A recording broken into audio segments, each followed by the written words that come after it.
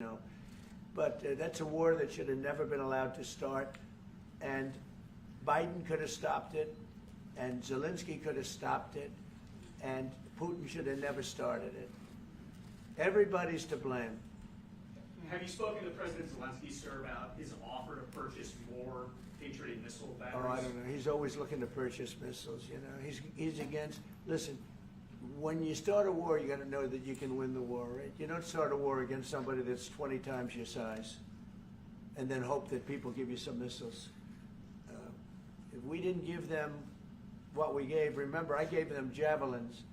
That's how they won their first big battle with the tanks that got stuck in the mud, and they took them out with javelins. They have an expression that Obama at the time, Obama gave them sheets and Trump gave them javelins.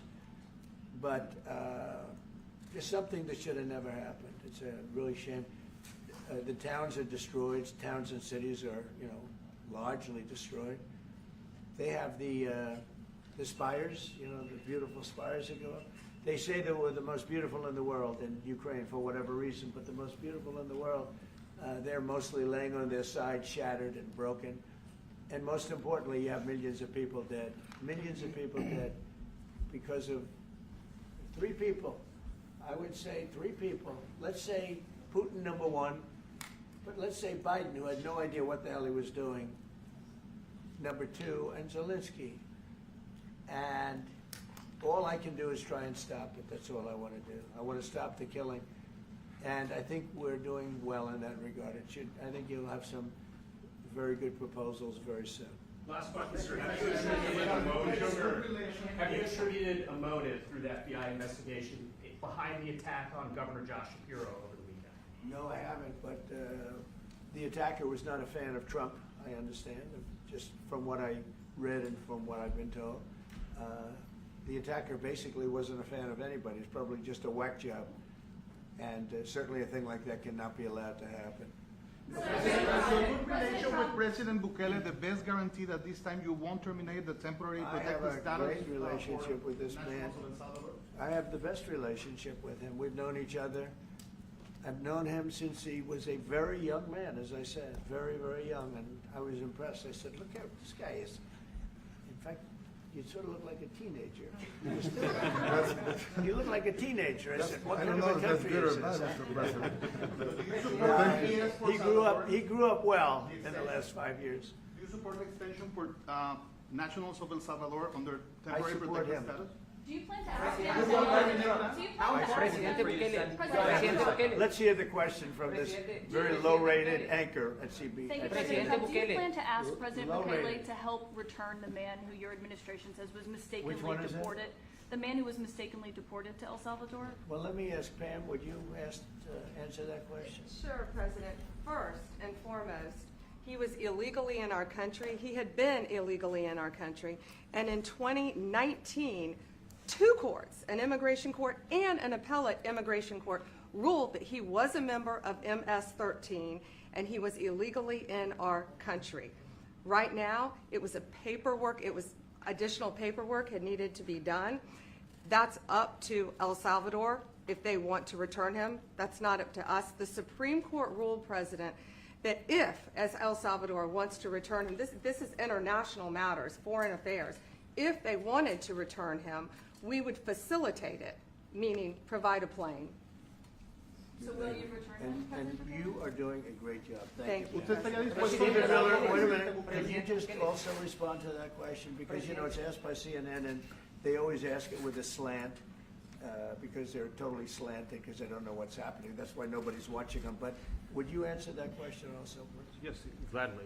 So, as Pam mentioned, there's an illegal alien from El Salvador. So, with respect to you, he's a citizen of El Salvador.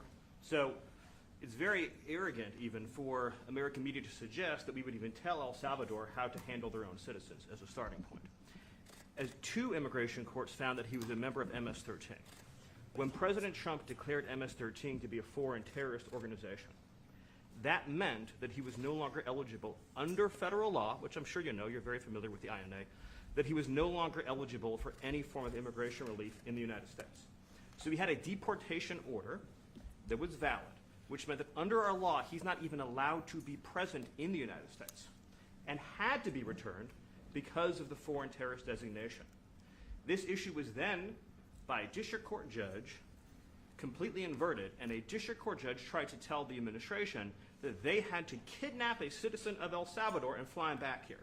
That issue was raised to the Supreme Court, and the Supreme Court said the district court order was unlawful, and its main components were reversed 9-0 unanimously, stating clearly that neither Secretary of State nor the President could be compelled by anybody to forcibly retrieve a citizen of El Salvador from El Salvador, who again is a member of MS-13, which, as I'm sure you understand, rapes little girls, murders women, murders children, is engaged in the most barbaric activities in the world, and I can promise you, if he was your neighbor, you would move right away.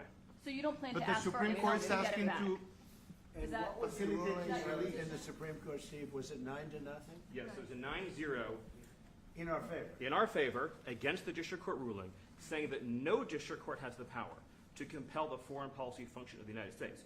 As Pam said, the ruling solely stated that if this individual, at El Salvador's sole discretion, was sent back to our country, that we could deport him a second time. Well, No version of this legally ends up with him ever living here because he is a citizen of El Salvador. That is the president of El Salvador. Your questions about it, per the court, can only be directed to him. I asked ¿Usted lo President liberaría, Bukele, Presidente what is your, Bukele? can President Bukele weigh in on this? Do you plan to return him? Well, I'm suppose you're not suggesting that I smuggle terrorists into the United States, right? It's I mean, always how the can other- how can I smuggle, how can I return him to the United States? Like, I smuggle him into the United States, or what do I do? Of course, I'm not gonna do it. It's like, the question is preposterous. How can I smuggle a terrorist into the United States? I don't have the power to return him to the United States. but you can release him inside El Salvador. Yeah, but I'm not releasing, we're not very fond of releasing terrorists into our country. I mean, we just turned the murder capital of the world into the safest country of the Western Hemisphere, and you want us to go back into releasing criminals so we can go back to being the murder capital of the world? No, that's not going to happen. Well, they'd love to have a criminal, Yeah, released into I mean, there's So a fascination. They would love it. Yeah. They're sick, these are sick people. Marco, do you have something to say about Yeah, I mean, Stephen outlined it. I don't understand what the confusion is.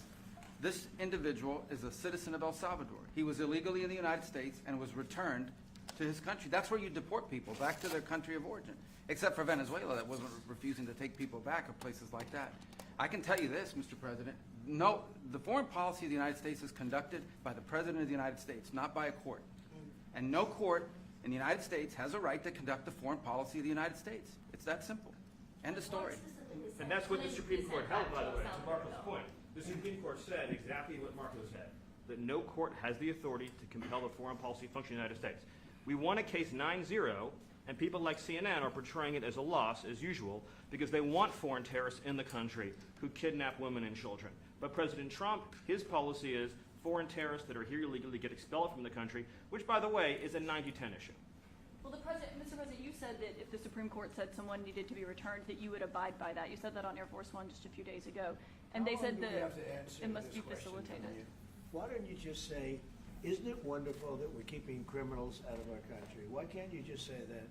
Why do you go over and over, and that's why nobody watches you anymore?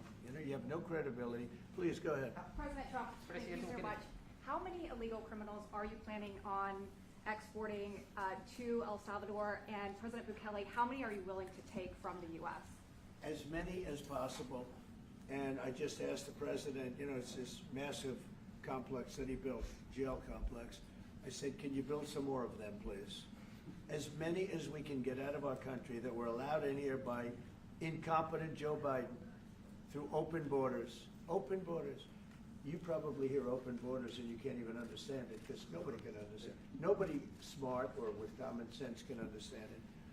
So we have millions of people that should not be in this country that are dangerous. Not just people, because we have people, but we have millions of people that are murderers, drug dealers. They've been allowed to come into our country by other countries that were very smart. When they heard that this very low IQ president, and by the way, I took my cognitive exam as part of my physical exam, and I got the highest mark, and one of the doctors said, sir, I've never seen anybody get that was the highest mark. I hope you're happy with that. although they haven't been bugging me too much to take a cognitive. But I did do my physical and it was released. I hope you're all happy with it. I notice there's no question, so probably you are. But the cognitive, they said to me, "Sir, would you like to take a cognitive test?" I said, "Did Biden take one?" "No." "Did anybody take one?" "No, not too many people took them." I said, what about Obama? Did he take one?" "No, he didn't take one either." I said, "Let me be the only one to take one." But I've actually taken them 3 times already. I like taking them because they're not too tough for me to take. But we had a great physical exam, so I know you're going to ask that. And the doctors who are total professionals, Walter Reed Medical Center, they're great people. And I visited a soldier that was badly wounded, incredible soldier, lost his leg, and spent a lot of time with him. I mean, great with his mother, and it was really a very great thing. They do a phenomenal job. I just want to say, Walter Reed, I was there for, 5-6 hours. You were there with me. But I took a full physical, and it came out perfecto, so that's good. It means you've got me for a little longer. Would the U.S. be willing to pay for those facilities to be opened if new ones were going to be built? I'd do in El something, Salvador? we'd help them out, yeah. We help them. They're great facilities, very strong facilities, and they don't play games. I'd like to go a step further. I mean, I said it to Pam, I don't know what the laws are. We always have to obey the laws, but we also have homegrown criminals that push people into subways, that hit elderly ladies on the back of the head with a baseball bat when they're not looking, that are absolute monsters. I'd like to include them in the group of people to get them out of the country, but you'll have to be looking at the laws on that, Steve, okay? How essential is it for you guys to be locking up these prisoners? And do you think more presidents should follow suit like you guys as far as taking a hard stance on crime here in the United States? Well, I do. I think everybody has to. I mean, the president said it better than anybody. He said, you know, you have liberty and you have to have liberty, but to have liberty, not everybody is gonna be good. And you know, some are bad because they're sick. They're mentally deranged, they're bad. Why do you think Then you have to take them, if you're gonna have a country, you're gonna have to take those people out. And we've been doing that. But this was like an unforced error, they would call it, where we had people that may hate our country, or maybe they're just stupid people. I think they're probably stupid people more so. A lot of people said they did it for the vote. But I did better with Hispanic people than they did, because they always use Hispanic. I did better. You people love me. I saw my poll numbers in your country up through the roof, right? 91%. Some people think they do it for the vote. But they don't have to do it for the vote. They cheat, you know, they're professional cheaters. That's about the only thing they do well. So we just have had a great relationship, and it's become bigger because of a strange thing that happened. You know, I came back. We had no war in Ukraine. We had no war we had no October 7th Middle East problem. We had nothing. We had no inflation. We didn't have the Afghanistan most embarrassing moment in the history of our country. The Afghanistan not withdrawing, because I would have been out. You know, I had it all set to bring people out with dignity and pride. That was the worst, most embarrassing moment in the history of our country, Afghanistan. We didn't have any of that. You wouldn't have had the war with Russia, Ukraine. You wouldn't have had the Middle East problem because Iran was broke. They had no money because we had secondary sanctions on and lots of other sanctions. And now every single thing, got a problem with Iran, but I'll solve that problem. That's almost an easy one. We got to solve a war that should have never started, Ukraine and Russia, and we'll get that solved. And we have to solve problems, and we already solved inflation. You know, if you look at the numbers are incredible, actually. The stock market's up, and we're not letting other countries take advantage of this country like they have for the last 40 years. So thank you very much. You have a question, please? Yes, sir. Mr. President, thank you so much. You scored another major investment win this morning when Nvidia pledged to build its AI supercomputer, the first time ever, right here in the United States. Thank you. That's a question I like. That's true. What is your reaction to this announcement, sir, and how will this positively benefit Americans across the entire country? Well, it's one of the biggest announcements you'll ever hear, because Nvidia, as you know, controls that almost the entire sector, which is one of the most important sectors in the world, between chips and semiconductors and everything else. And they're the biggest. And the other biggest we already have coming in is spending $300 billion, as you know. They announced 2 weeks ago. But Nvidia is so highly respected. And this was an announcement that a lot of people, I knew it was going to happen, but not to the extent that it happened. It's big. And the reason they did it is because of the election on November 5th and because of a thing called tariffs. As I say, the most beautiful word in the dictionary. After love, God, relationship, the press actually hit me and said, tariff is the most beautiful word in the dictionary. What about family, love, God? I got hit even on that. You understand? I said, okay. So now I say it's my 5th most favorite word because they get you on anything. But that Nvidia, it's one of the great companies of the world, modern, super modern companies, controls segments that nobody, sort of controls the world in a sense, and they're coming in here in the biggest way with hundreds of billions of dollars. Not like millions of dollars, hundreds of billions of dollars, and I'm honored by it. And I want to thank Jensen and all of the people that we deal with. They're great people, they're brilliant people. And without tariffs, they wouldn't be doing it. Okay. Thank you very much. Yeah, Are please. you considering additional sanctions against Russia after their latest attack? And do you have an update on the rate and when you might announce Well, I semiconductor already have tariffs? sanctions on Russia. I put them there. If you remember, Nord Stream 2, that's the big pipeline that goes through Europe. I stopped it. That's Russia's pipeline, the largest pipeline, I think, in the world. Goes to Germany. And I stopped it. And when Biden came in, he approved it. And then they say, oh, I'm friendly with Russia. No. Putin said, if you're my friend, I'd hate to see you when you're my enemy. I stopped the biggest economic job they ever had. I stopped it cold, right? It was dead. You know that, right? And Biden came in and he immediately approved it. What was that all about? And it's a pipeline that takes care of a lot of the needs. Now, it was a very controversial thing, but I stopped it and Biden approved it.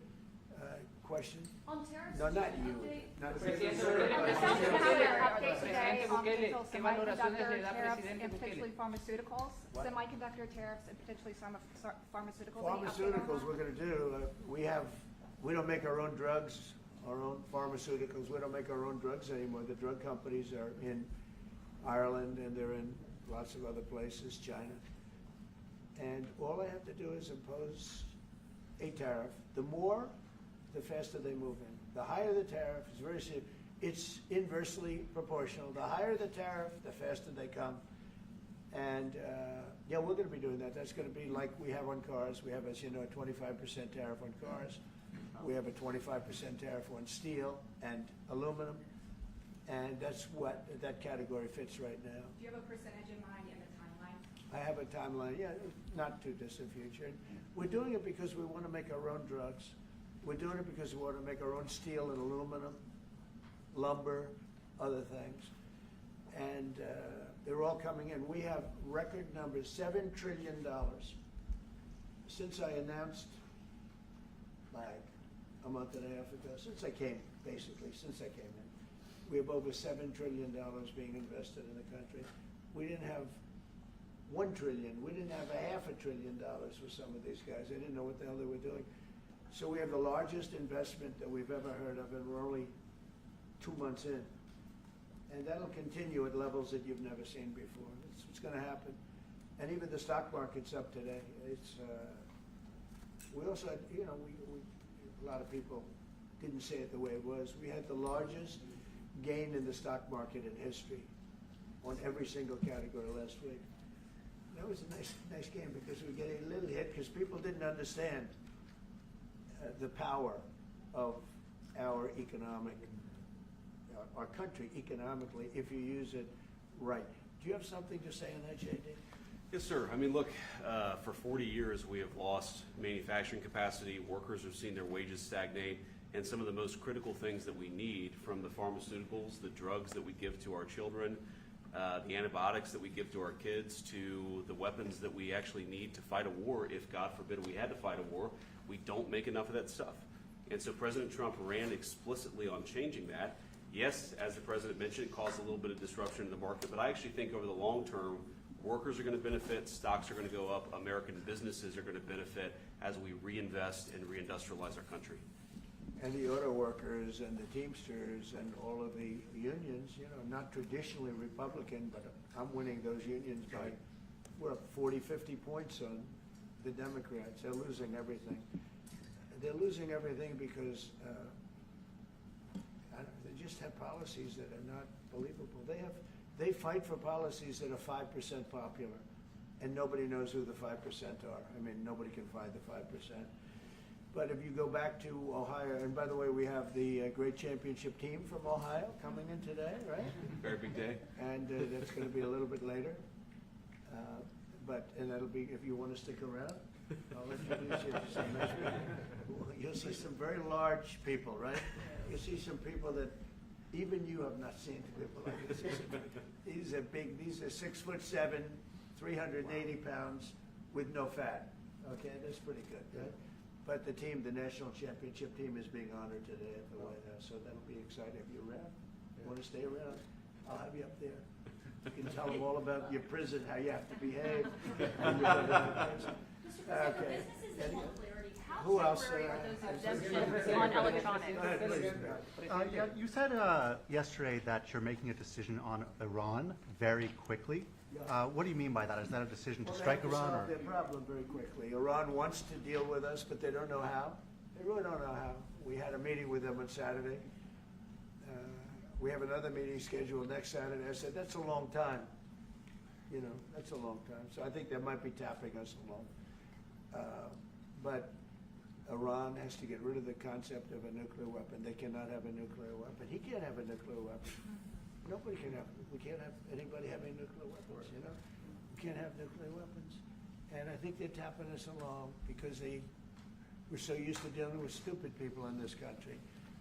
And I had Iran perfect. You had no attacks. You would have never had October 7th in Israel, the attack by Hamas, because Iran was broke. They were stone cold broke when I was president. And I don't want to do it. I want them to be a rich, great nation. The only thing is, one thing, simple. It's really simple. They can't have a nuclear weapon. And they got to go fast because they're fairly close to having one. And they're not going to have one. And if we have to do something very harsh, we'll do it. And I'm not doing it for us, I'm doing it for the world. And these are radicalized people, and they cannot have a nuclear weapon. Does that include a potential strike on Iranian nuclear facilities? Of course it does. And just a follow-up question, a clarification. You mentioned that you're open to deporting individuals that aren't foreign aliens but are criminals to El Salvador. Does that include potentially U.S. citizens, fully naturalized Americans? If they're criminals and if they hit people with baseball bats over their head that happen to be 90 years old, and if they rape 87-year-old women in Coney Island, Brooklyn, yeah, that includes them. What do you think? There's a special category of person? They're as bad as anybody that comes in. We have bad ones too, and I'm all for it because we can do things with the president for less money and have great security. And we have a huge prison population. We have a huge number of prisons, and then we have the private prisons, and some are operated well, I guess, and some aren't. But he does a great job with that. We have others that we're negotiating with too. But no, if it's a homegrown criminal, I have no problem. Now, we're studying the laws right now. Pam is studying. If we can do that, that's good. And I'm talking about violent people. I'm talking about really bad people. Really bad people. Every bit as bad as the ones coming in. And I made the statement when I heard about this a long time ago now, 4 years ago.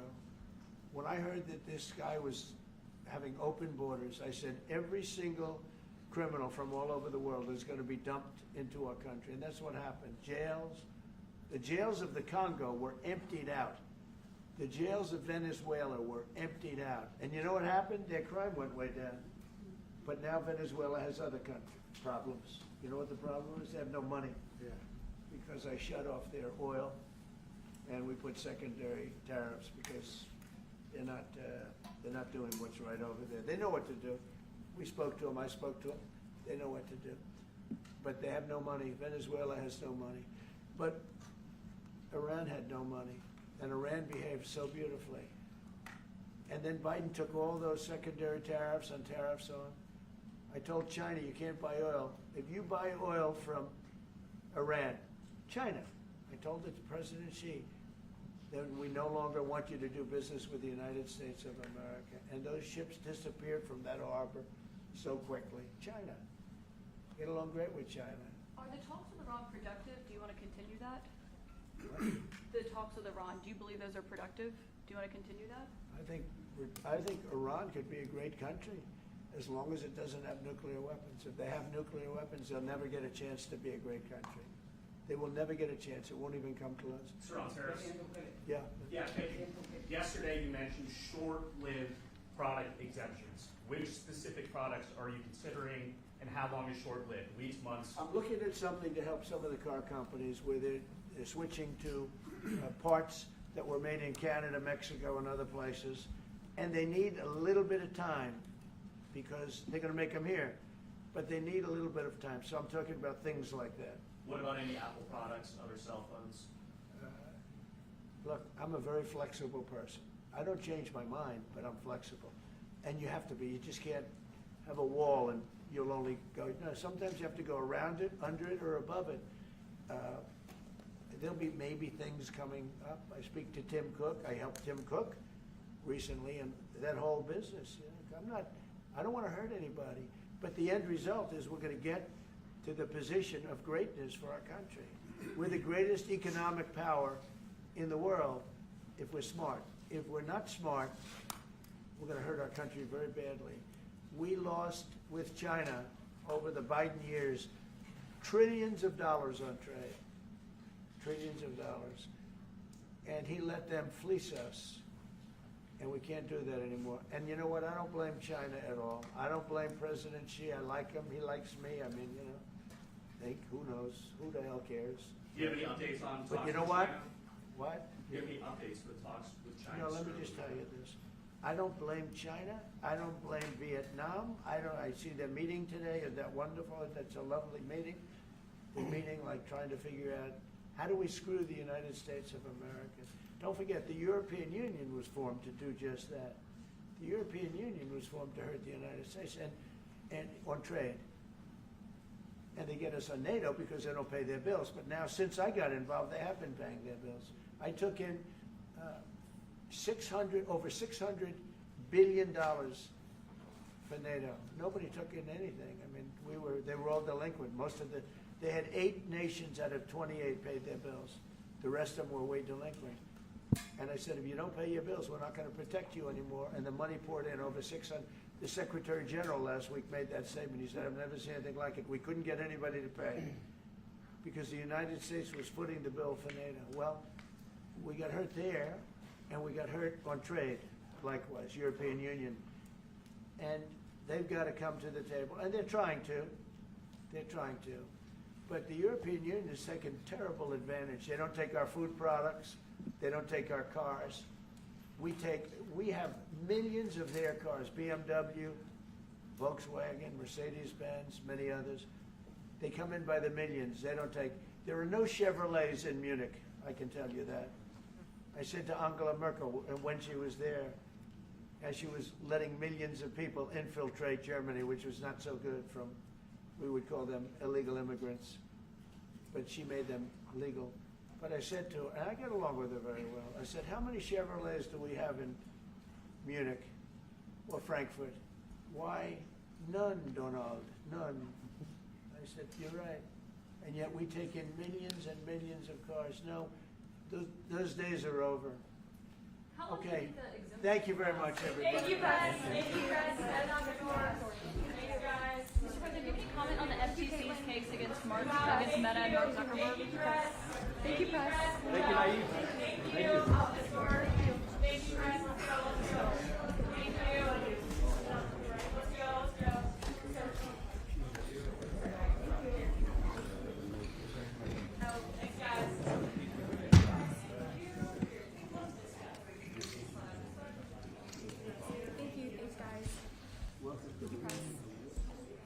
Thank you, press. Keep coming. Keep going. Keep coming. Keep coming. Keep going. Thank you. Thank you.